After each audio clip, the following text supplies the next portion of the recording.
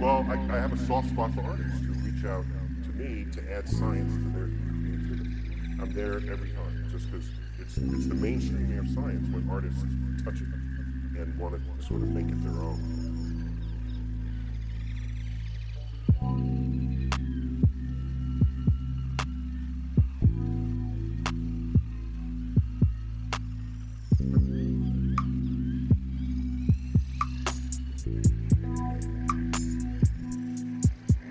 Hi, I'm Alicia, one of Santa's elves on Letters to Santa, but also an MATC student producer here at Milwaukee PBS. Being integrated into 10 and 36 professional productions is what makes our college experience so unique. Imagine learning and working here. After 2 years at MATC, TV employers know they're getting the most qualified graduates anywhere. Interested in how to start your path in professional video production and storytelling? Email or call. The information's on the screen. Thanks, guys. With Thanksgiving just a few days away, you may be struggling to come up with some dishes for your hungry friends and family. So today we'll be preparing corn casserole while learning some history about it as well. Corn casserole is the perfect side dish for your Thanksgiving tablescape, and this simple casserole will wow your guests while saving on stress in the kitchen as well. For our ingredients, I've gathered melted butter, whole milk, 2 eggs, green onions for garnish, cornbread mix, whole corn, sweet corn, and fried onions for a garnish as well. And for the items, you will need a mixing bowl, a spoon, and a casserole dish, and also some oil to spray your pan. Now let's get started with the most important thing, the corn. First, we're gonna open up our can of creamy sweet corn. This is going to add the right amount of sweetness to your dish without going overboard. The cultivation of the corn began with the indigenous peoples of what is now the United States over 9,000 years ago. That's wild. Now we will open up the whole kernel corn. The trick with kernel corn is you just want to make sure you drain all your juices out so it just doesn't make your dish all soggy and nasty. And now for your dairy. These give the mix a nice moisture and it helps bind everything together. And now we're just going to add in our 2 eggs. 1, 2. Made a mess there. And these 3 wet ingredients were not introduced to corn casserole until the Civil War, when it became a normal side dish for Southern cuisine. Now we can mix in our cornbread mix.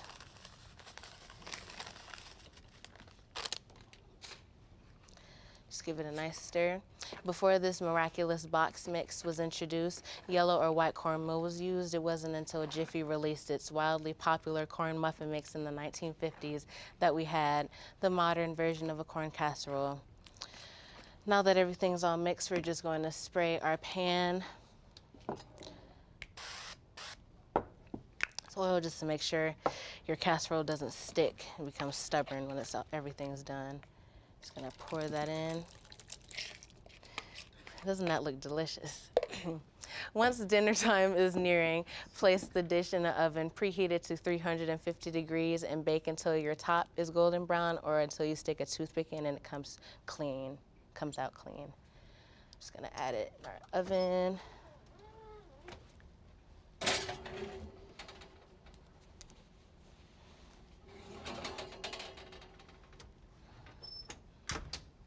It should look something like this.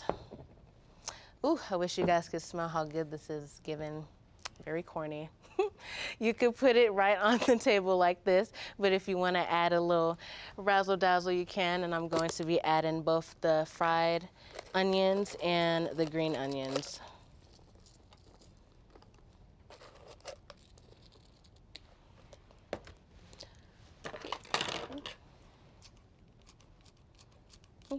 And there you have it. This easy home-style recipe offers a great option for Thanksgiving dinner without adding too much onto your plate. I hope you guys have a lovely Thanksgiving, and thank you. Back to you in the studio. Hey everyone, I'm student producer Spencer Knoll, and this is another Hidden Gem KE.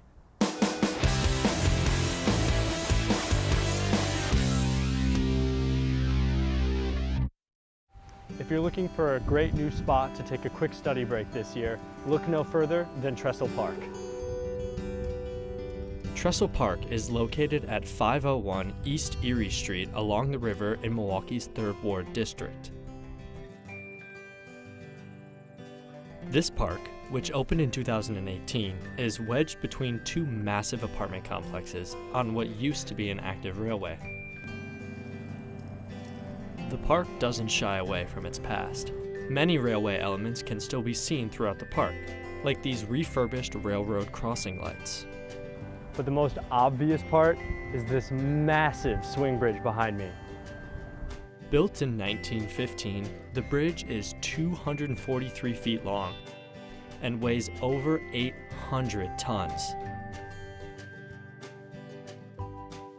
The park also has many native prairie plants as part of an effort to bring more native plants back to the area. I'm student producer Spencer Knoll, and this has been another Hidden Gem KE.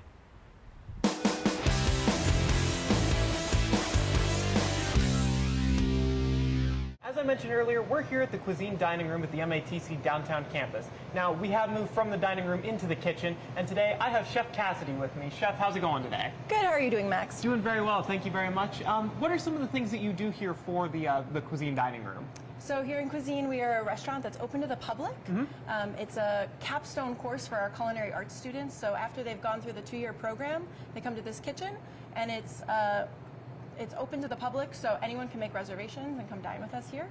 The students learn 8 weeks here in the back of the house, learning how to prep, work on a line like a professional restaurant, and then 8 weeks in the front of house learning how to be servers. Very cool. Well, why don't we talk about the back of the house, since that's where we're at right now. What are some of the things that you guys do here, and what are some of the appliances and the facilities that you guys use here? Yeah, absolutely. So we use what we would call industry standard equipment. So we have 3 big 6 burners here. We have salamanders, fryers, pasta cookers, and then these line coolers. So similar to a restaurant, they're using all the equipment that they would normally encounter in a professional restaurant, but it's about double the size so that the students have place to work. Makes sense. And now I heard you mention a salamander earlier. What can you tell me what that is? Yeah, so this is a salamander up here. It's essentially like a broiler on your oven at home. So the heat comes from the top. Okay. So if I was doing like a French onion soup, I might throw it in there just to broil the cheese. Makes sense. And I saw you have something hanging over here on the stove. What's you got cooking in the pot there? Yeah, I have some veg stock going here today because we're going to do a butternut squash soup this week. Makes a lot of sense. What are some of the other items that you guys currently have on your menu? Right now we're doing a salmon dish with a grain pilaf. We'd like to do things that are similar to what the students have already encountered in the other labs, but make it a little bit more fine dining. Very cool. Now, I saw when we walked into the kitchen, up here on the ceiling, you guys have what looks to be like cameras. Is that for you guys to review your work, or is that for something completely different? So those are actually live feed. It goes into our dining room so that our guests can watch what the students are cooking as they're cooking it. It also feeds out into the hallway so that any passerbys to the restaurant can see what the students are up to. Very cool. So in a way, it's a little bit like dinner and a show in that kind of sense? Absolutely, absolutely. Makes a lot of sense. So if somebody were to say put, onions into my dish and I didn't request for onions, I would know about it. I would surely hope that wouldn't happen here. I trust your guys as chefs that you guys have here. Now, where do you guys get your ingredients from to make all of these dishes? We do try to source locally, so we work with a couple local farms. Gwen and Hill being one of them. We get a lot of our fruits and vegetables from them. And then we get eggs from Three Brothers or Prairie Gold out in Waukesha. Both of those farms, we actually took the students on a big bus this semester, and we took them out to those farms so that they could see where the food was being grown, meet the farmers. And then we also grow a lot of our own food here. We have a rooftop garden over by the T building in the downtown campus where we grow all of our own herbs, and a hydroponic tower where we grow lettuce. Very cool. So in a way, it's also a little bit of self-sustainability here in your guys' kitchen. Yeah, absolutely. Now, I saw you guys also have what looks to be some raw fish here. I'm not a huge fan of seafood, but what do you guys have on your menu, and how do you guys come up with those menus? Yeah, so the menus are really student-driven. So if there's a certain cuisine that the students are really into, we try to use that as influence. Also, what's in season. So sometimes the produce dictates the menu. We'll get the beets in or the squash in based off availability in the season, and then we'll write the menus based off those. Makes sense. Now, let's say that I'm a very hungry customer and I want to get a seat at your guys' table. How would I go about doing that? Well, we are the hottest seat in town at the moment, so we are booked through all of the fall semester. Gotcha. But come spring, you can make a reservation at matc.edu/cuisine. All right, well, you heard the chef. Nick, I think I got to talk with Chef Cassidy about making a reservation here at this place. Chef, thank you so much for joining us today. Thanks for having me. Appreciate it. And back to you in the studio, Nick. Hello, my name is Niltag, and today I'm here at the TCAM campus to report and investigate allegations of cheating in last week's pool tournament. Joining me today is an employee of that tournament who has agreed to do an in-person interview. Hopefully they'll help us get to the bottom of the so-called pool cheater. Stay tuned.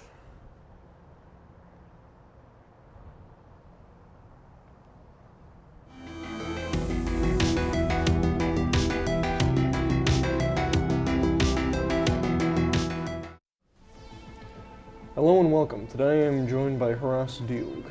Haras, how do you today? I'm fine. Thank you for asking. I wanted to know, what exactly was your involvement with the pool tournament? Well, I was the floor manager, so basically what I do is just supervise, set everything up properly, and keep a lookout for any suspicious activity. So what exactly led to these allegations being spread? Well, there was this leaked phone call. Interesting. Here's that leaked audio. Hello? Yes? Hey, it's me, Erdna. I'm tired, man. What are you calling me for? I wanted to talk about the game. What happened? All heated towards the end. Yeah, that's usually how tournaments work. It gets competitive towards the end. Are you drunk? The balls went all misaligned, and you lost. I'm feeling tired is what I'm feeling. Did you just call me to make fun of me? No. I just wanted to let you know. I had to repolish my floorboards. Are you serious right now? I thought we were buds. Okay, if we are, then tell me, did you do anything to the pool balls? Hold on, wait. There's someone staring at me from my window. Oh wait, that's me. I'm looking in the mirror. Why do I always get the weirdos calling me? I also gather all the pool balls to make sure none of them are missing, but I noticed that some of them had a slightly slippery feel to them, but that could be from multiple factors. Interesting. Most interesting. Well, Haras, thank you so much for your time today.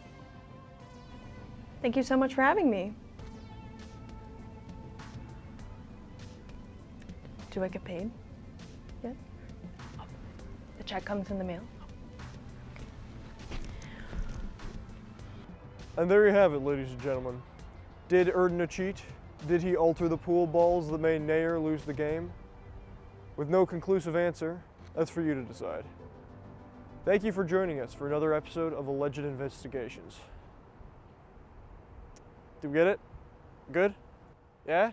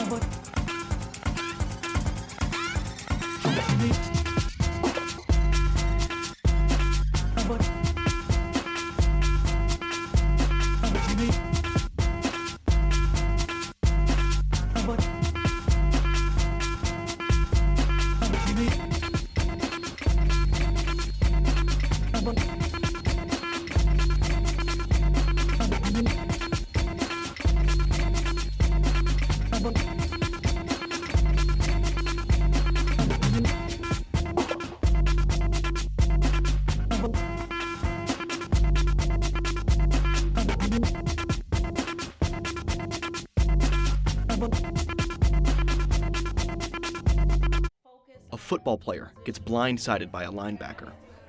Bad weather causes a car to lose control and crash. Or maybe it's just as simple as a slip and a fall. No matter how you get injured, it's important to get the right help so that you can get back on your feet and back to your life. Every year, students in the Physical Therapist's Assistant Program at MATC take the charge to learn what they can do to help.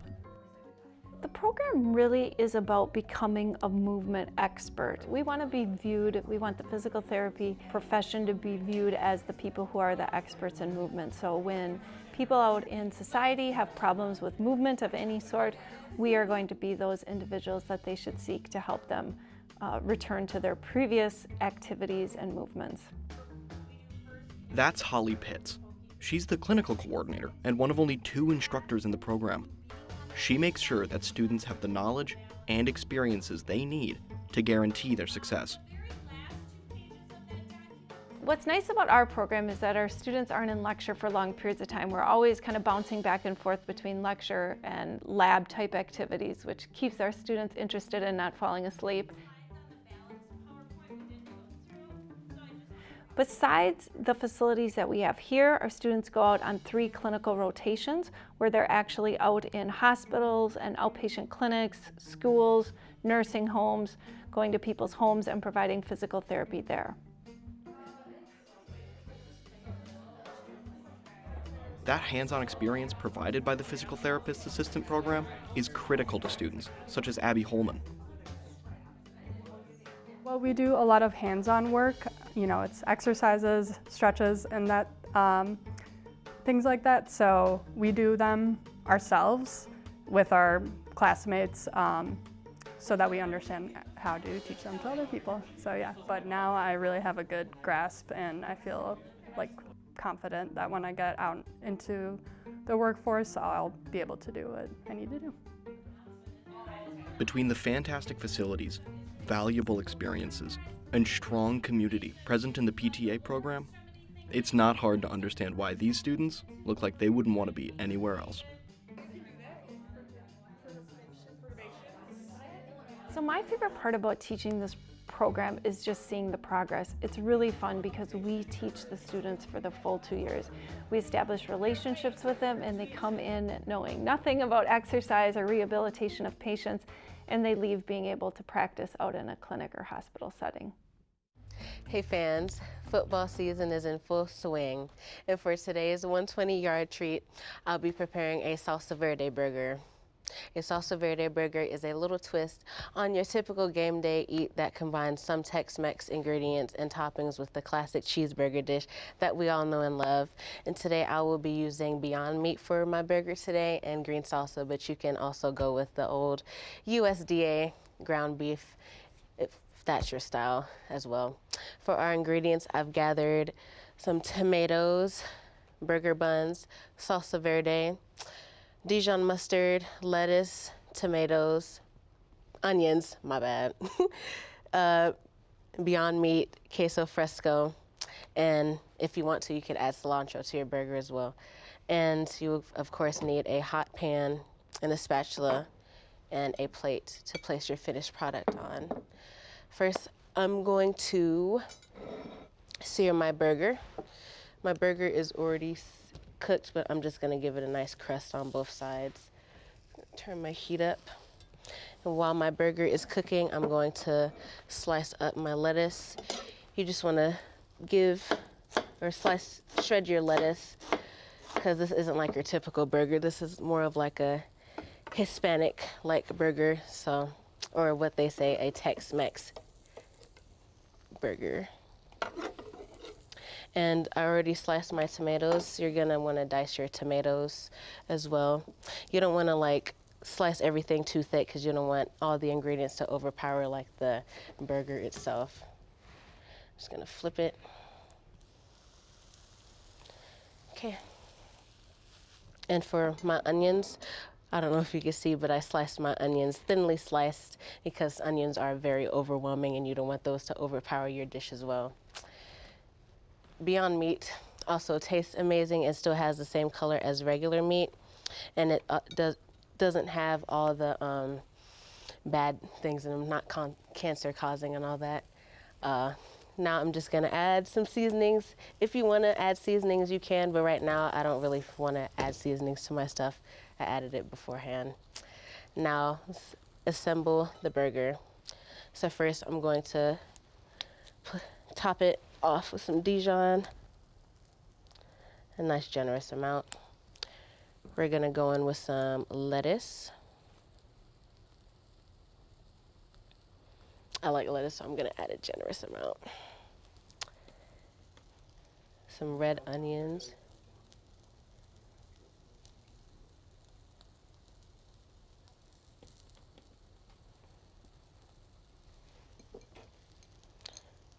My tomatoes.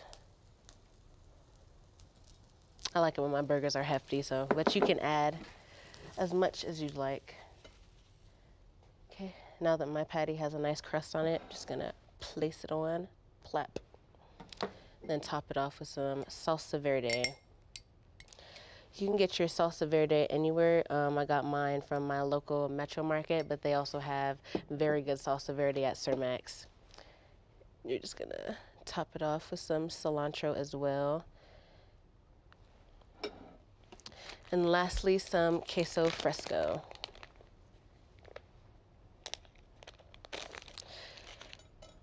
Flip.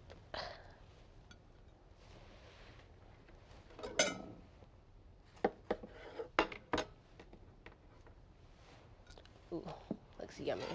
And there you have it, a salsa verde burger. It's like the advanced burger.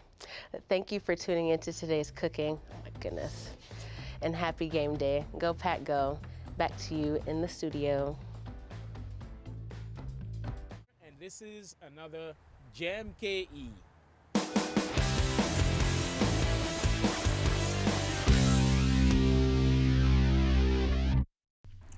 McKinley Beach in Milwaukee, Wisconsin began as a natural formation in late 1800 due to a breakwater, but was officially constructed in 1989 as a pocket beach for recreation. After a series of dangerous conditions led to its closure in 2020, the beach was renovated and reopened in 2024 by adding sand and regrading the area to address safety hazards that was caused by increased water depths.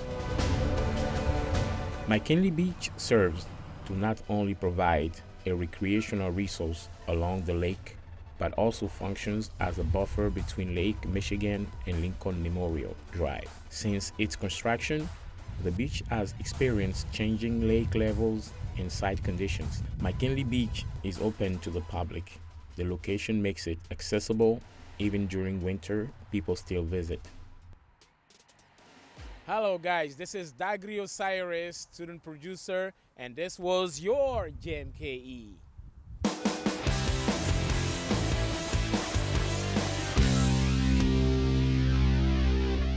I have been teaching this for now almost more than 20 years, and I have enjoyed it because I think I am doing a very important job of creating environmental guardians for future.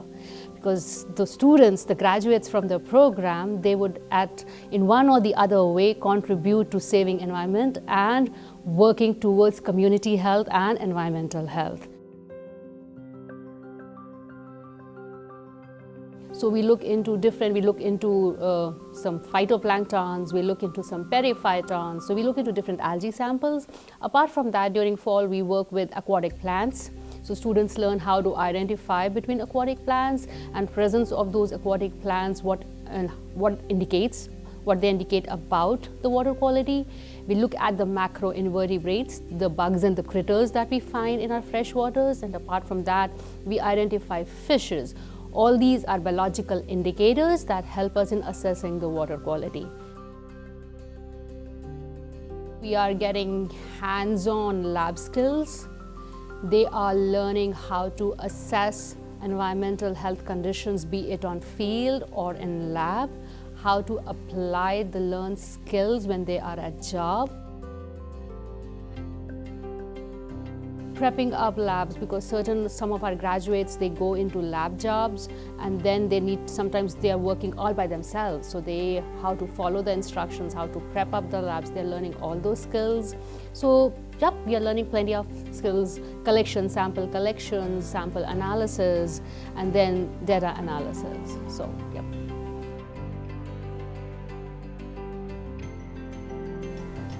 For me, being a student in the Environmental Health and Water Quality Technology program it's really great. I've always really been interested in science. I've always really been interested in how the world works and how we as human beings affect it. And using this program, using the knowledge that they're giving me here, that's really what I get to learn. I get to learn how I can help change the world.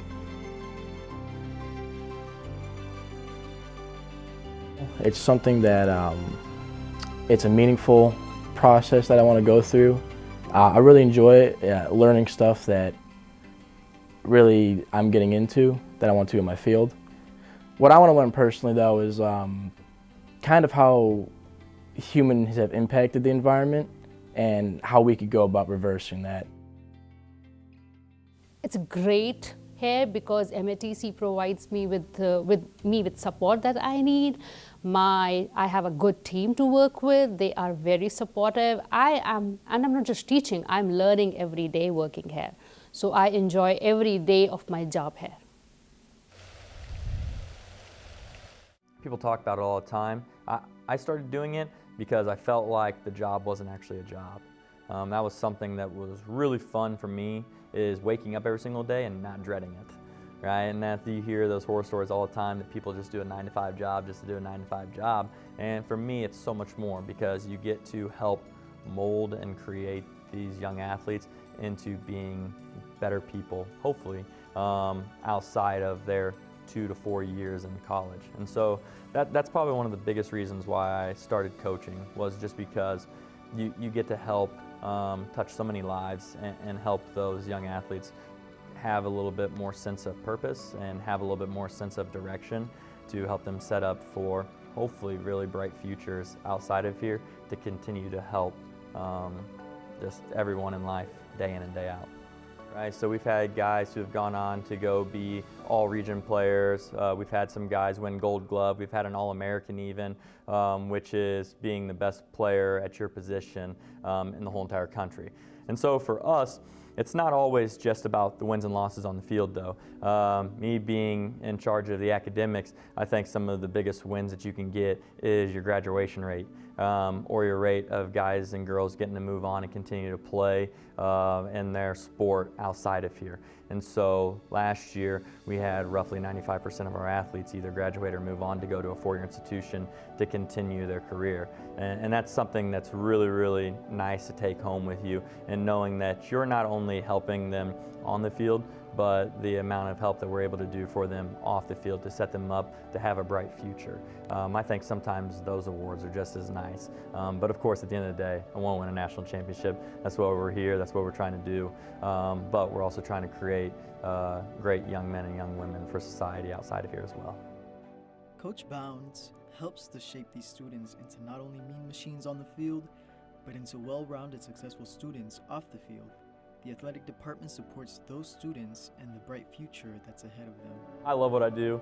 I don't think I would do it any other way. I just don't know of a job that I would really want to do or that I would enjoy or like as much as I like this one. So yeah, I think if I did it over 100 times, I would pick being a college baseball coach.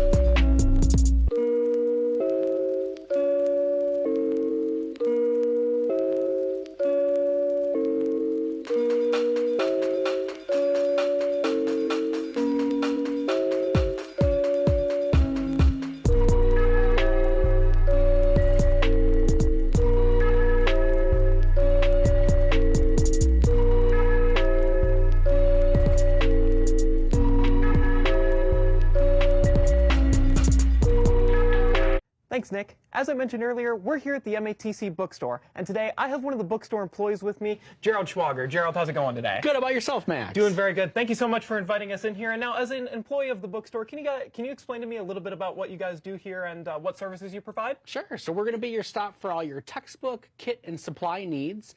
You can order your textbooks online at bookstore.matc.edu or come down to the bookstore and we'll help you in person. If you come in person, you'll walk up to this blue table here, and we're going to ask you for your class schedule. Yep. You'll show us that. Also bring your student ID for checkout. Here we have English 195. Yep. And we also have Math 107. These are two of the most common courses that students take when they first start with us. Makes sense. And do you guys do used books here, or is it all new ones? It's a great question. So some of our books do come used, but not all of them. They are also the first to leave the shelf. So if you want to get a used book, come earlier in the semester when we start. Makes sense. And then do you guys take the books back when we're done with them, when I don't need them anymore? I'm glad you brought that up. So hang on to your receipt because there'll be a printed date on there to get a full refund if you decide that you don't need your book. Yep. Otherwise, we offer book buyback at the end of each semester where you can bring your books and sell them for cash. Very cool.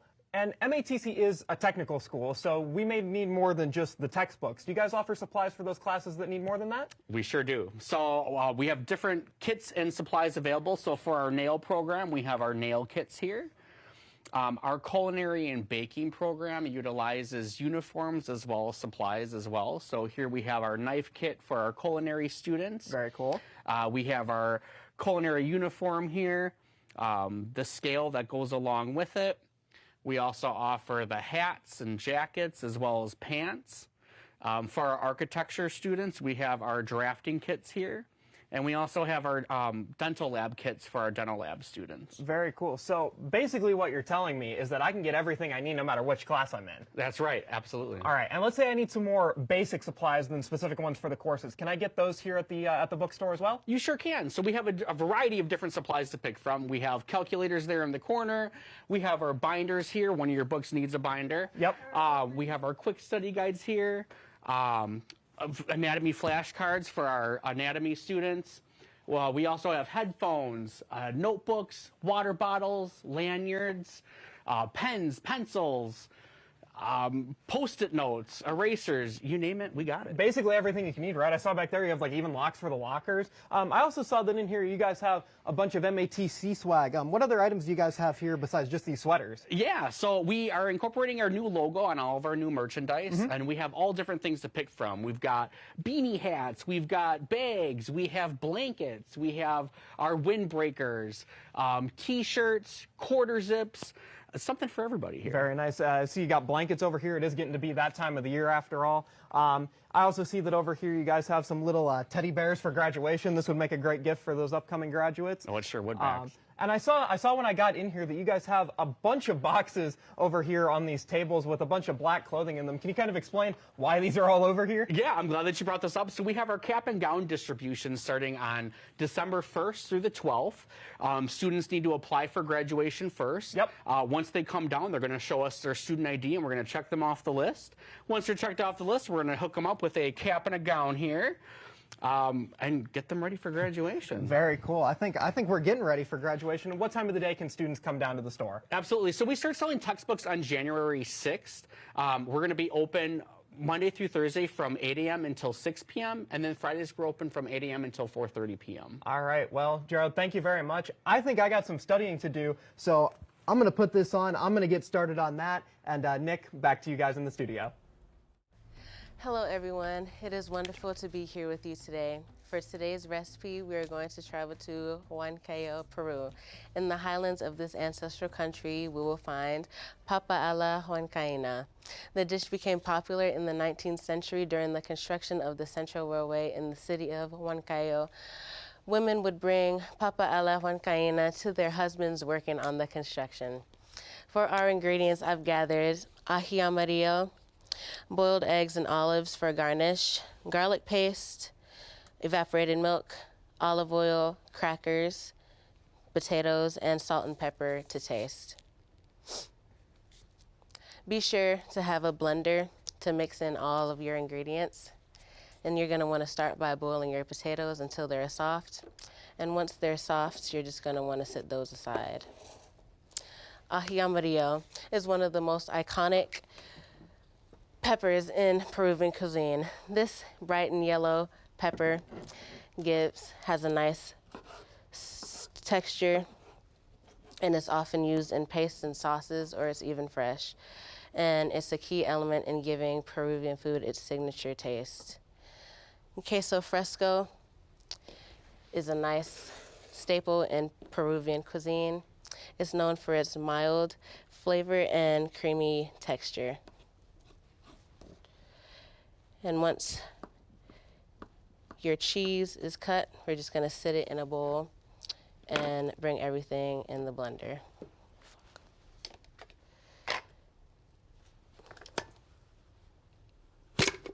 Ooh, that was hard. So in a blender, we're going to add in our ají amarillo paste. Our garlic paste, you don't have to add garlic paste, but I'm going to in this recipe.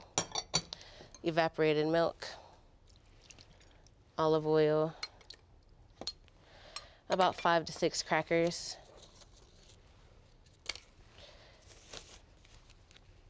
and salt and pepper to taste.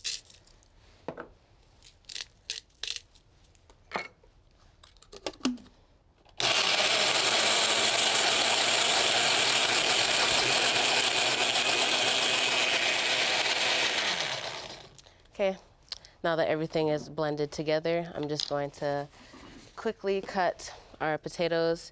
You just want to make sure that the potatoes are cut somewhat thick so that it has like a nice chew to it. Okay, and you can also, for your sauce, you can adjust it if it's too thick, if you want to add milk, so-and-so.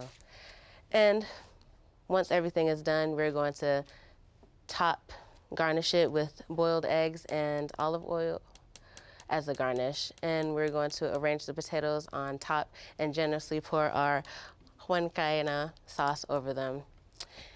And for our finished product, I have to say that this papa a la huancaína turned out delicious. Just the right balance of creaminess and spice. You can enjoy it as a delicious appetizer. Thank you for joining us.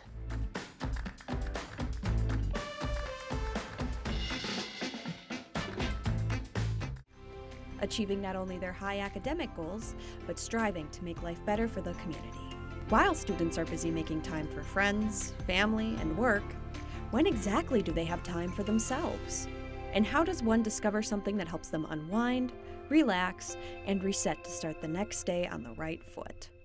I'm really into like jewelry making, so a lot of stuff with beads and wires and just crafting, whether it be like earrings or keychains or necklaces or anything like that. I don't know, I like throwing together designs and making the jewelry, whether it be with wire. It's very therapeutic to me. It helps me just kind of get lost. Like I can turn on a good like YouTube video or something and just make it, because it's a lot of like bending and just kind of hooking together, and then it honestly just helps time like go by. And I like, most of all, I like figuring out the designs. I like laying out the different beads or like looking up what to make and just stuff like that. It just helps me unwind. The earrings are like one of the first things I made. That's why I got into this hobby, is because I had wanted longer, kind of more extravagant earrings, because my hair is kind of longer, so that's why I got into it. But that's probably my favorite one I made. Although I would say my absolute favorite is I made like a bracelet for a friend that would just, it felt like really like intricate, and it just, I was really happy that it came out. And if working with small beads isn't your style, here's an alternative. My hobby is a little broad. It's just felt work, felt making. I typically work with like craft store felt and a lot of sewing supplies. Sometimes I'll implement aspects of like clay work into it, but usually it's just using the felt. Felt making makes me feel more relaxed. It's a nice release outside of the pretty heavy course load I have, but because of that, I don't really get a lot of time to do it, which sucks. The reason I went into felt making and like tried it out, I should say, is because my grandma was really good at like sewing and crocheting, and that's a little too hands-on for me. So I tried like the easier version. Felt making is the easier version of like sewing and crochet, and I really liked it, and I feel like it's a nice way for me and her to connect, because I can still ask her about it with like the sewing aspects. She has like 5 sewing machines. So it's a nice bonding time between me and her too. My favorite piece that I've made so far was a little pudding thing. I think it's really cute. I took inspiration from a picture that I found online, so I can't take full credit for the design, but I changed aspects of it, and I like the way that I made it look more. I think it's cuter than the original. Confused and don't know where to start? Here's some advice from these crafty crafters. Honestly, if it piques your interest, like at all, just do it, go for it. Just pull around and ask people around them what they're into. Maybe someone that you're close to has something that they really like doing, and it's something that you might like doing, and if not, even then you get to know them better. Hello, I'm student producer Aiden West here at Leon's Frozen Custard, and this is another hidden GiiGii.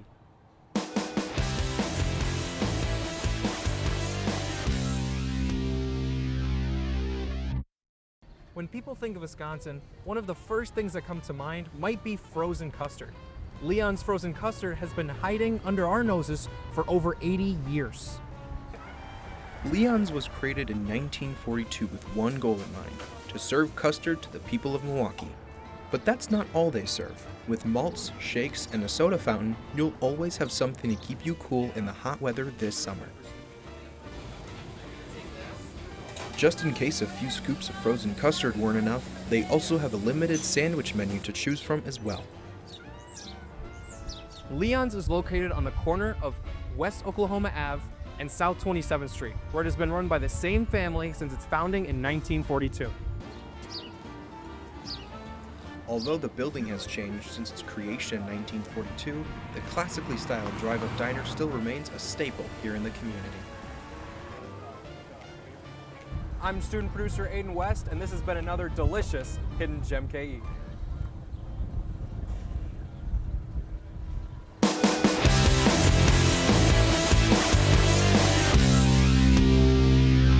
The semester is coming to an end, and students are preparing for break and graduation. It's been a busy few months, but many have balanced school, responsibilities, and the passions that keep them going. Here on campus, students continue to make meaningful memories through creativity, events, and community. This is another Student Passion Report showcasing a student here at MATC who creates memories of confidence, self-expression, and growth with her own apparel clothing line. I got into this hobby for crafting in 2020 when COVID happened. There wasn't a lot of things to do, so I watched TikTok, YouTube videos, and I just started getting interested in just crafting. I honestly enjoyed doing it just because for mental health and relaxation, it gives me a peace of mind just to get away from everything. During the school year, obviously everyone's stressed out, especially during midterms and during finals. So when I find myself just really studying a lot or just feeling like I want to give up on school or just want to stop studying it altogether, I just kind of set time for myself each day or each weekend to do craft where my mind is just completely blank from school and just being able to focus on the things I enjoy, I love. I love making different apparel for different groups and knowing that they're wearing that stuff or just even if they're not wearing it, they're seeing it in their closet and seeing those memories when they did wear it with their group.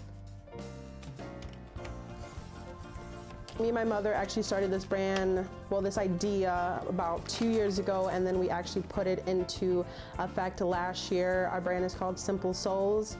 It started with me. I'm really big into mental health. I really like wearing different apparels that resonate with me, and I know talking with my friends or families, they like to wear different clothing items as well that has a meaning on it.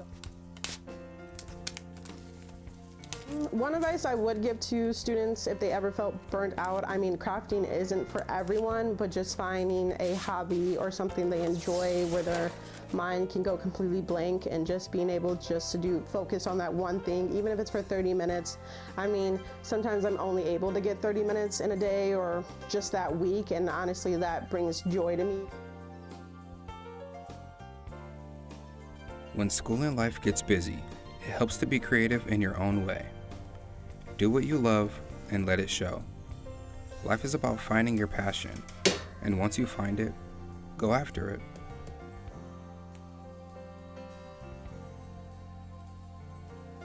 This has been another Student Passion Report.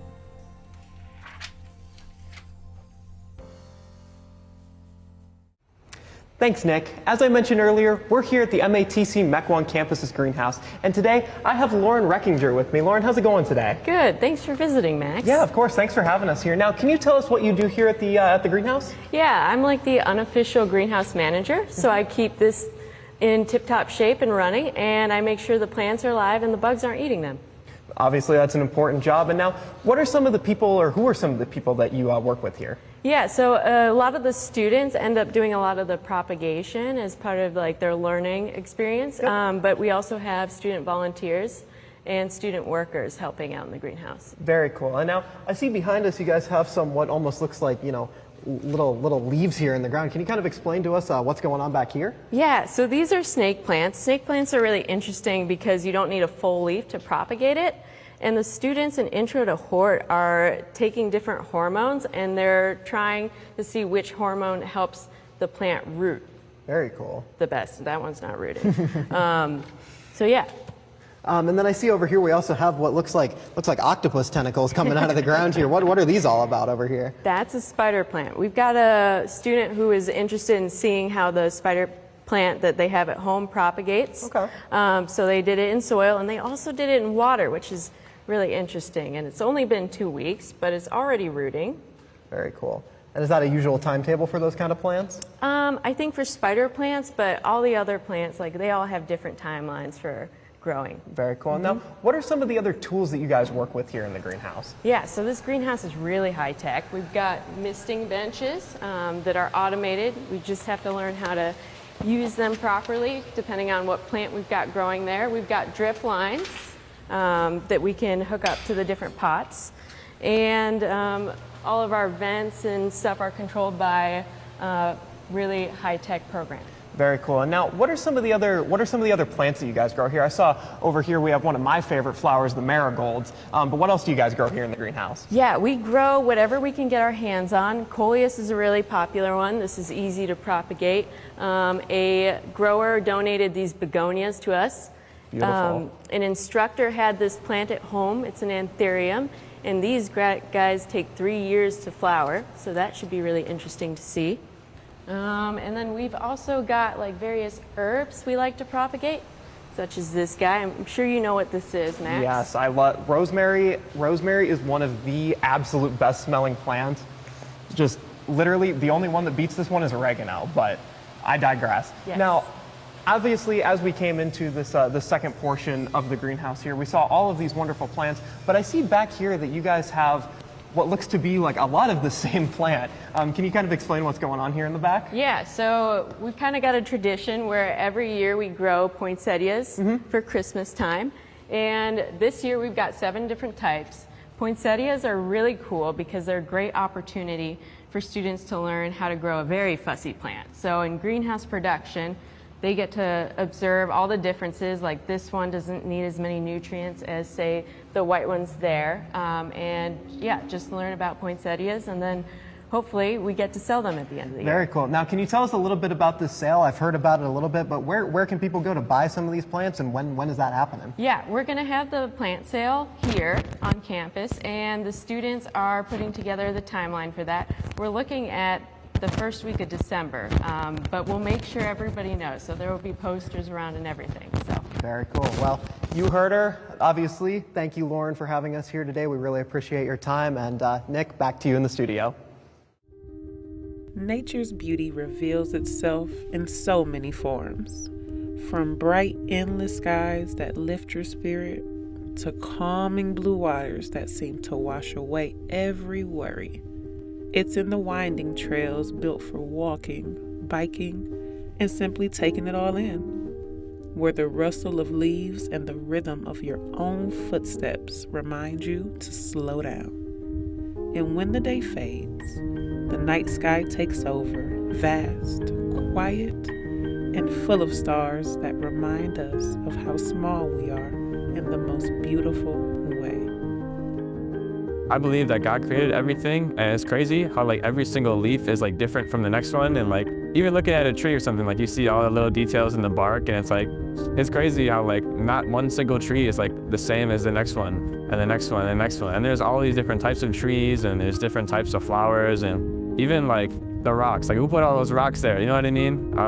So yeah, even just like looking in the little details, I think it's really cool to look and just see how things are different from each other, and really just how intentional God was when he put everything together, making it not just like similar or like boring. Like, no, it's a very vibrant and like awesome earth that we live on, where things are like exciting and you can look at different stuff and be like, wow, this is different from before.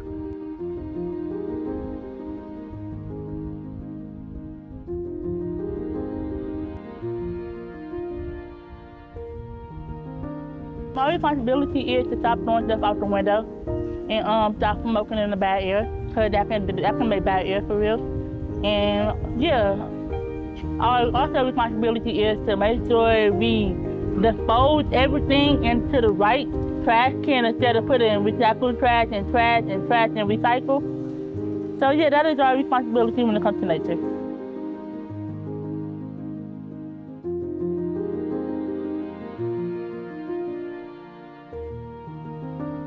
Their reflections challenge us to look beyond the moment, to think about the generations that will one day walk the same trails, swim in the same waters, and gaze at the same stars.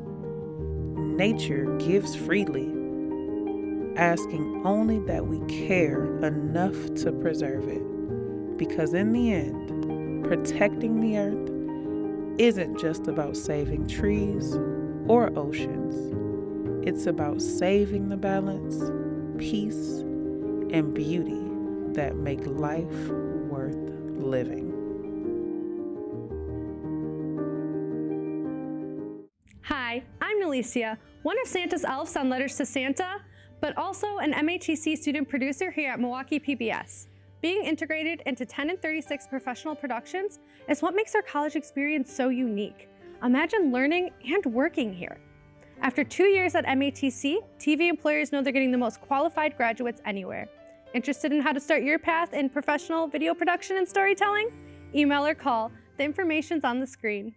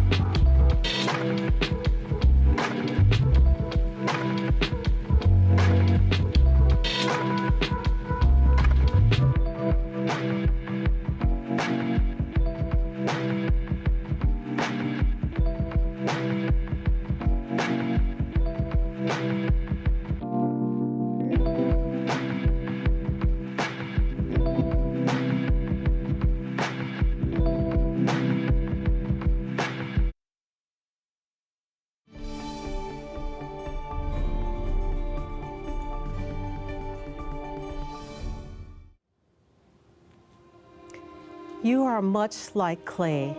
Your experience is shaping and molding you into who you are today. There are people in this world who are molded differently than most.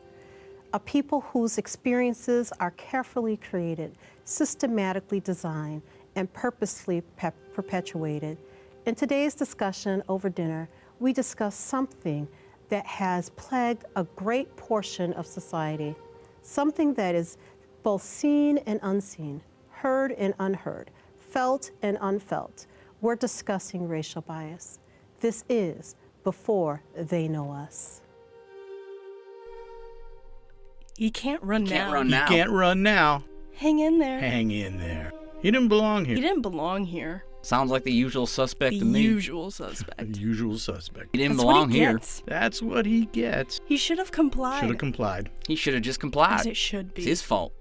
One One down, down, the rest to One go. The rest to down, go. the rest to They're go. all They're all violent They're people. all He's violent. guilty of something. He's guilty of something. He's got what He was got coming what to was him. coming to him.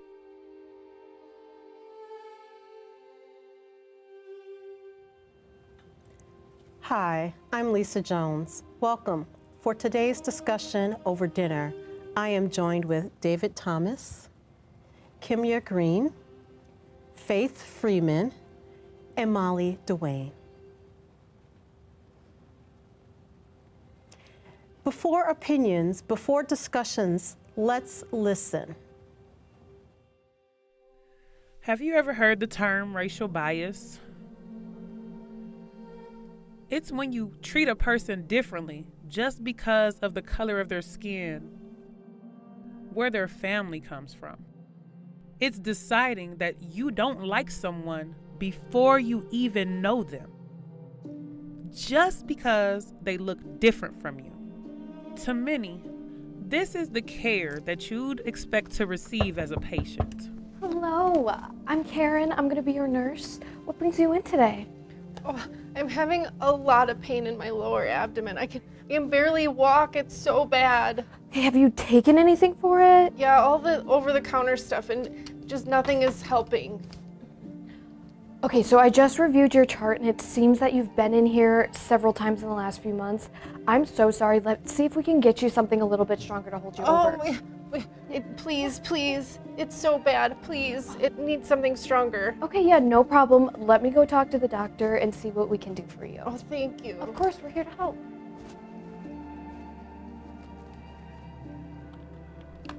Felt good, right? To have kindness and assistance when you need it the most. Unfortunately, some of us aren't always that lucky. Hey, I'm Karen. I'm gonna be your nurse today. What seems to bring you in? I'm having a lot of pain in my lower abdomen. I can barely walk. The pain is so bad. Have you taken anything for it? Yes, I've tried over-the-counter meds and nothing helps. Okay, well, the most I can give you is an ibuprofen, so I'm gonna be right back. Wait, no! I'm in so much pain. What would you recommend? I need something stronger. Okay, so I've reviewed your charts, and you've been in here 10 times in the last 3 months. Nobody can figure out why I'm in pain. You need to calm down, or I cannot help you. All right, the best I can give you is ibuprofen, so I'll be right back.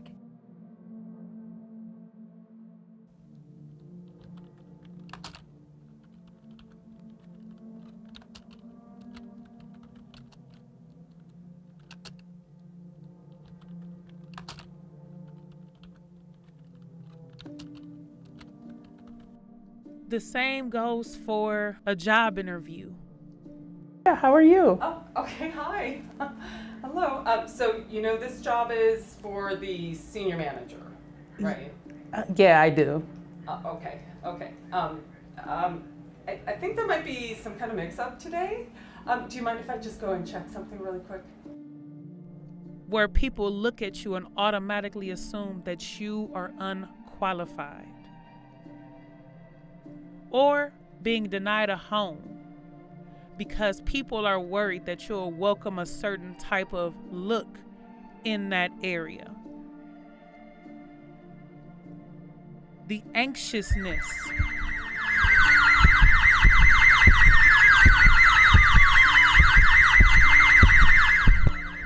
When you're pulled over by the police, stopped and falsely accused because you fit the description. A teacher being aggressive with only some children. Gosh. Hey, we need you to get to the table. Let's go. Come on. Go to the table. I mean, now, come on. Would you ever want to trade places with someone who's experienced all of these things, or even just one? African Americans carry the burden of having to navigate systemic oppression, healthcare inequality, criminal justice bias, generational trauma and psychological stress, educational barriers, social and environmental injustice,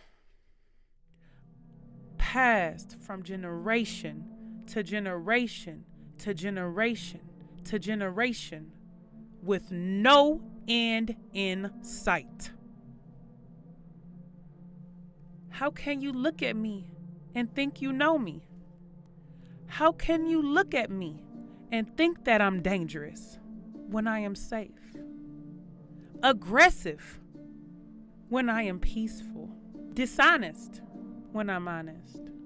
Unintelligent when I am brilliant.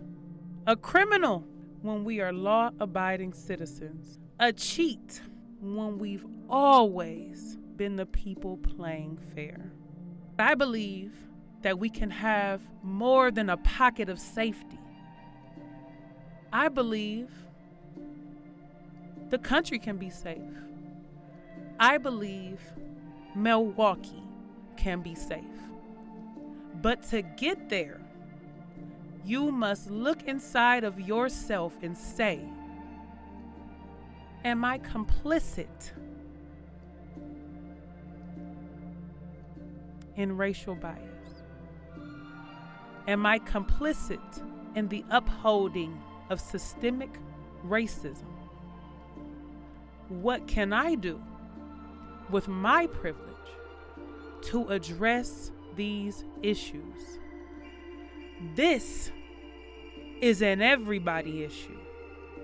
It cannot be fixed or solved by African Americans, but by allies who can stand up and say, this is not right. Racial hatred must be stopped. It ends with us.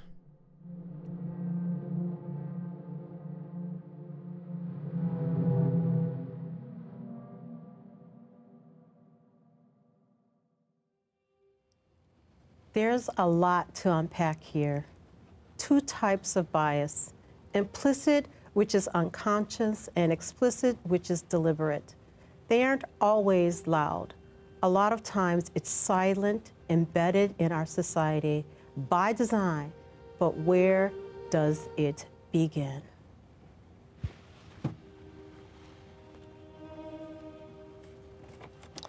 And so,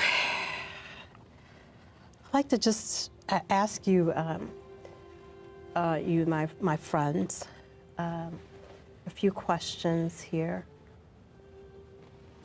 And we'll start with you, Molly.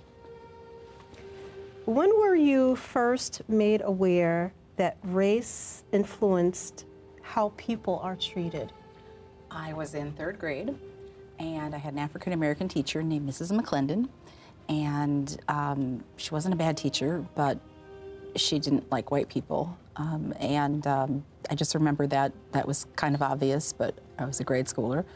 And then I grew up in a very white community, so opportunities to even interact with people of color were very limited. And my freshman year in college, I took an honors seminar and I read Ralph Ellison's The Invisible Man. And by then I'd had the experience of living abroad in a racially homogenous country, so I had a little idea, that people did treat you differently.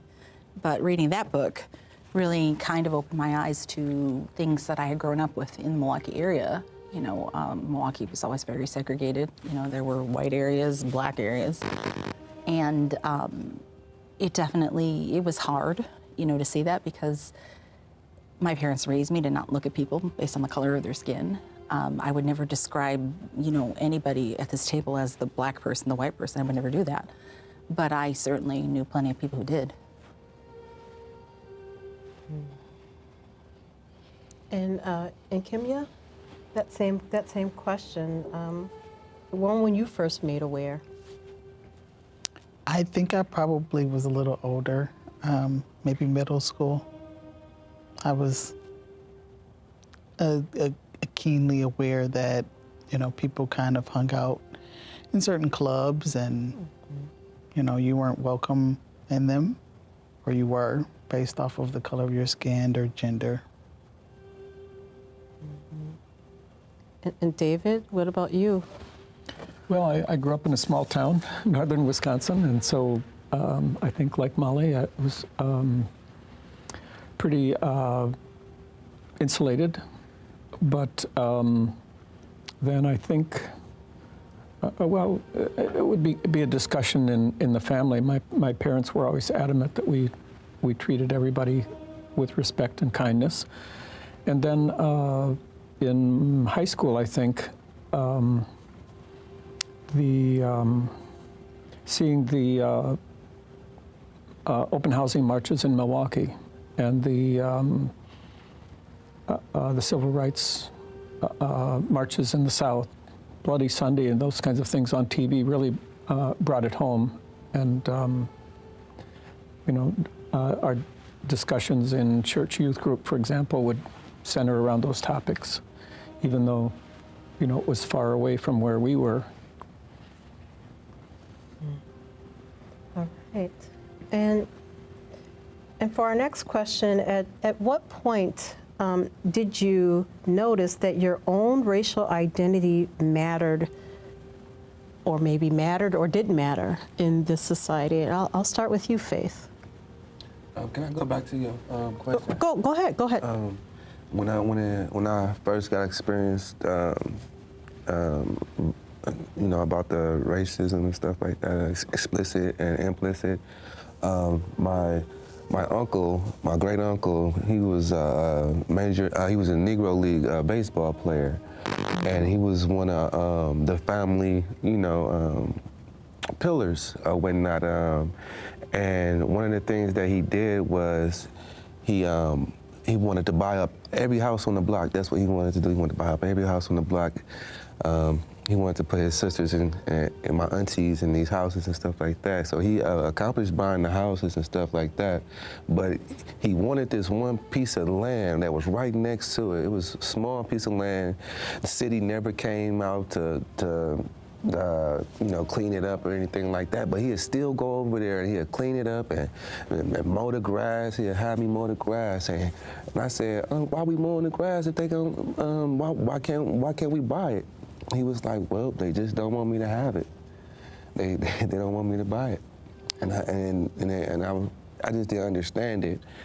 But that was part of the reason. And then going to school on the south side of Milwaukee, off Blue Mound and Juneau and whatnot. We was just coming home, leaving school or whatnot, all the students or whatever, and we going to the 76 bus stop, and this white man, he's riding his bike, and he was like, "You niggas get from over here." And I'm like, "What?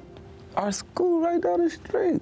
But you know, I guess it didn't matter to him where we was or that we was coming from school. We were students, and it was just an older guy, and I was like, wow. And then after that, I began to learn more about the massacres and the bombings and stuff like that. You know, I started learning more about Martin Luther King and Malcolm X and stuff like that, and it just really opened my eyes to it. This brings up you know, that conversation, what you just said, that story you just said, brings up a really good question, and talking about how we talk about race in this society. Were there conversations about race common in your home and in your school? Was it talked about or was it avoided? And I'll start that with you, Dave. Well, that's interesting. I keep thinking back in high school, the name of our high school history book was History of a Free People. Mm. And I think back on it, it was, I learned white history. And we really avoided talking about race and things like that. Not explicitly, but it was, especially in a white community, it just didn't come up. But, you know, in the home occasionally, and then when the racial issue came, you know, hit the news media, that's when people started talking more.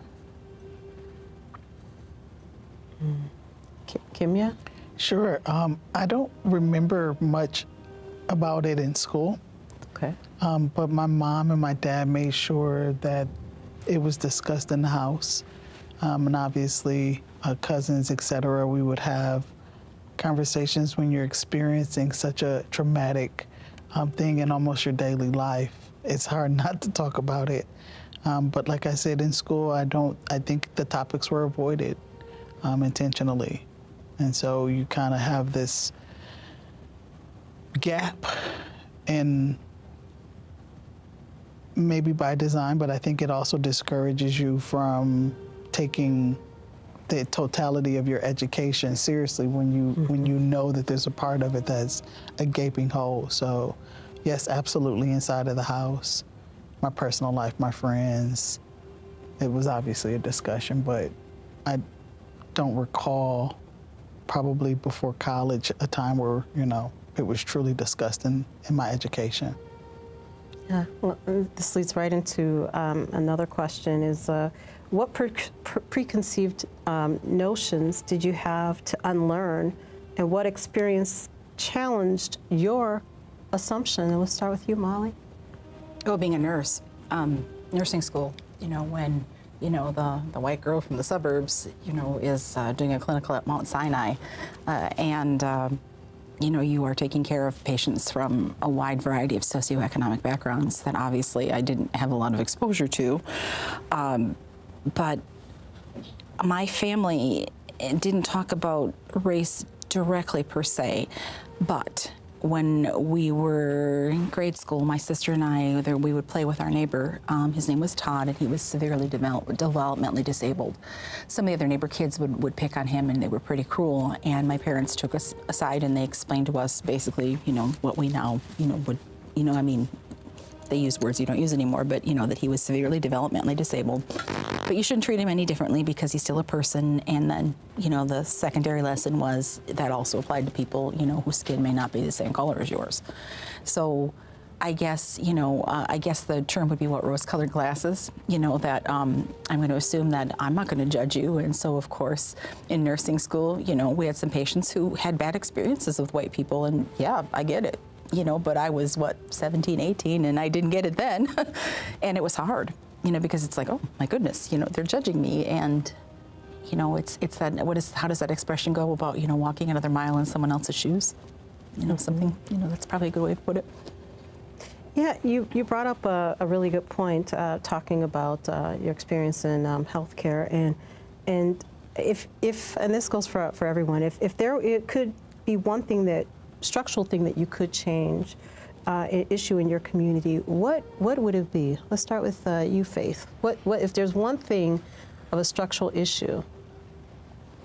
I would say that one thing for sure that I would change would be the communities policing their own communities and having people that's from that area policing that community. And another thing that I probably would change would be to really, I would build or create something that will bring people together for the greater picture of us all. And that would probably either be just going out in the community and finding out who needs help or who need groceries or what can we do to help each other, and just building that family and that community. Yeah. And that also brings us into some of we talked about preconceived notions, but how do we correct misinformation that's out there about some of the issues that are out there people have assumptions about? And how do we create environments where growth actually can feel possible so that we can change things? And I'll start with you, David. Boy, that's really a tough one. Where do we begin having those conversations? And it just, I can't help. coming back to the issue of media and news media and how important that is.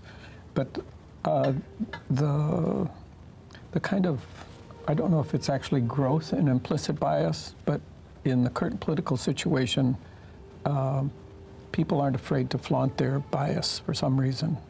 And it seems like the way the internet and where people get their information, where that all sits, is it comes down to bias confirmation. You can find a group of people out in the internet that will confirm your biases, and I don't know how we're going to get around that. Kim, did you have a thought on that? Yes, can I jump in? Go ahead. I think that there is a much easier way to say things to people online than when you're in front of someone. It's much more difficult to look someone in their eyes and say something mean or cruel. And that disconnect that I feel you were trying to express happens online, in online spaces, and they simulate a sense of community, but it's not true community, right? When we're around each other, those are the times in which, you know, as human beings, we are a little bit more soft, kind with one another. We can say some of the same things, but with a human perspective. And so for me, I feel like COVID definitely, you know, put a cap on a moment in which we were becoming a lot more disconnected with one another. Post-COVID, I feel like we are trying to return back to spaces where we share we take up physical space with one another. And that can be a bridge to get us back to some sense of normalcy and kindness and humanity, and touching people and our truths, listening and being heard. I think a secondary point to that is that in our educational system, I think that we need to talk about cultural and racial diversity. Dave and I, grew up in very largely white communities, and I did learn some African American history, but predominantly, the white focused. And there's the Red Cross for their disaster volunteers. I'm pretty sure it's still required. They had a cultural diversity class, where you talked about that, because obviously the volunteers are going into places where natural disasters happen, and that affects everybody. And listening to my nieces now as they're, coming into adulthood, and seeing the things that they're learning that we didn't learn, I think that it's happening, but not maybe at the level that it needs to. In healthcare, certainly, I don't remember any class that taught us, really a lot about cultural diversity other than you treat everybody the same, because they're patients and that's the ethical right thing to do, not cultural responses to illness, for example. You don't see that. Or you didn't, I should say. I don't know what it is now. I've been out of college a while. But I think that there's something to be said for that combination of building community and providing the education. I don't think there's a panacea, regrettably, but I think there is progress to be made. I hope. I'd like to hope. Yeah, well, and you just wrapped us up very well, Molly, and letting us know how we can, how we as individuals can recognize what we need to do. And I thank you. And these are the discussions that promote systemic change. It starts with the people. Thank you all for joining me for this discussion over dinner. I'd also like to thank the viewers for joining us. I encourage you to step outside of your community, outside of your friend group, cross the street and enter new spaces, new places. Change doesn't happen from a distance. It happens when you get up close and personal, when it becomes more of an action and less of a thought, letting go of all assumptions, open ears, open hearts, open minds. It begins and ends with you.